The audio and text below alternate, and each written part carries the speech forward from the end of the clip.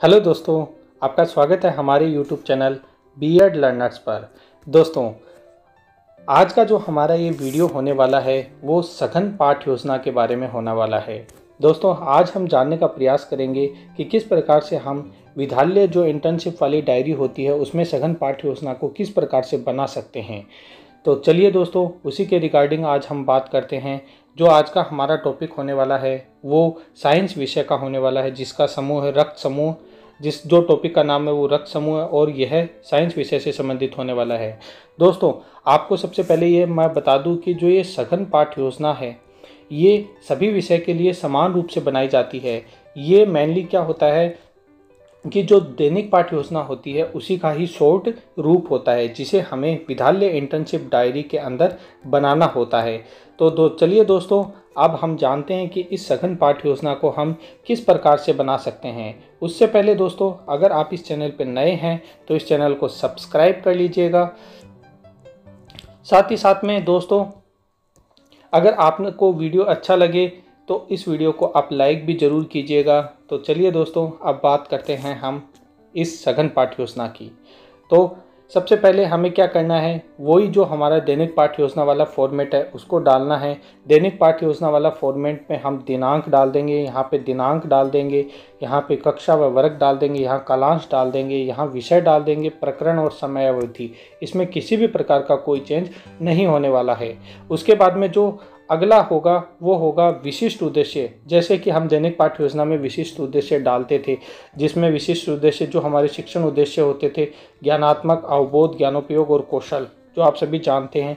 इसमें हमें क्या करना है, मेनली जो अपेक्षित व्यवहारगत परिवर्तन था जो हमने दैनिक पाठ्य योजना में दो लिखे थे उसको सिंपली यहाँ पे एक लिख देना। आपको सघन में पाठ्य योजना तैयार करनी है, मतलब सघन का मतलब होता है शॉर्ट में।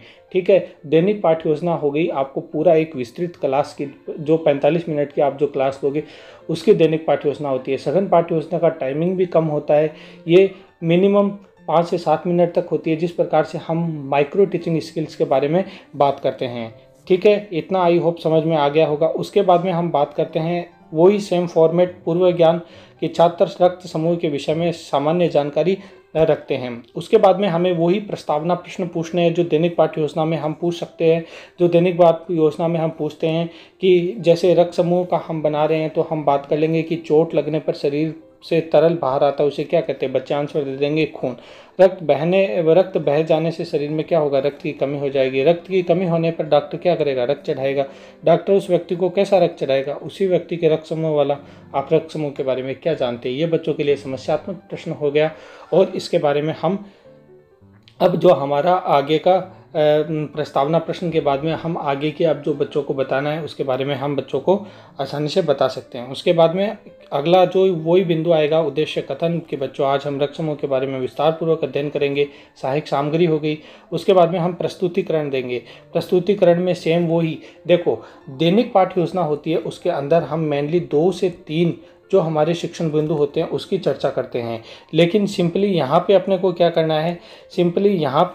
करना है, जो हमारा दैनिक पाठ्य योजना होती है उसमें सिंपली हम 2 से 3 करते हैं। यहाँ पे अपने को सिंपली एक जो प्रस्तावना कौशल है, शिक्षण बिंदु है, उसी की हमें चर्चा करनी है। एक से ज़्यादा नहीं लिखना है, क्योंकि यहाँ पे सघन पाठ्य योजना तैयार कर रहे हैं। और मैंने पहले भी आपको बता दिया कि सघन पाठ्य योजना का मतलब होता है सघन में आपको, या मतलब शॉर्ट में आपको चीज़ तैयार करनी है। तो उसके बाद में हम रक्त समूह के बारे में वही विकासात्मक प्रश्न पूछेंगे।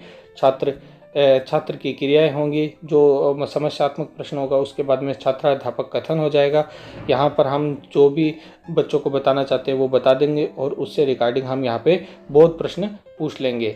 यहाँ पे जो इस साइड वाला होगा, यहाँ विधि प्रविधि, ये विधि और प्रविधि के बारे में बता देंगे। फिर शामपट कार्य के बारे में सेम उसी प्रोसेस में हम बता देंगे। आप जल्दी से एक बार इसको देखकर नोट डाउन कर लीजिए।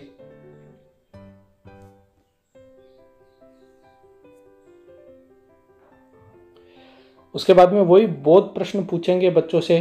ठीक है, बोध प्रश्न आप सभी जानते हैं। यहाँ पर हम लिख देंगे ये प्रश्न कौन से हैं, बहुत प्रश्न हो गए, ठीक है, बहुत प्रश्न पूछ लेंगे बच्चों से यहाँ पे और फिर बच्चे उनका उत्तर दे देंगे, क्योंकि हमने जो ऊपर पढ़ा है उसी से रिगार्डिंग हमें बहुत प्रश्न पूछने हैं, ठीक है। उसके बाद में बच्चों का मूल्यांकन करेंगे, मूल्यांकन के लिए बच्चों को कुछ प्रश्न देंगे।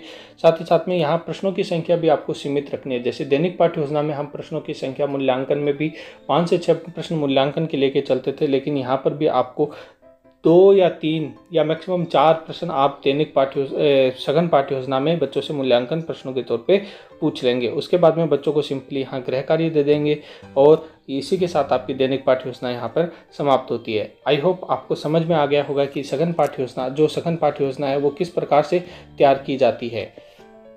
सिंपली आपने जो दैनिक पाठ्य योजना की डायरी बनाई है उसी से ही आप सघन पाठ्य योजना अपनी बना सकते हैं। आपको अलग से कुछ भी बनाने की ज़रूरत नहीं है।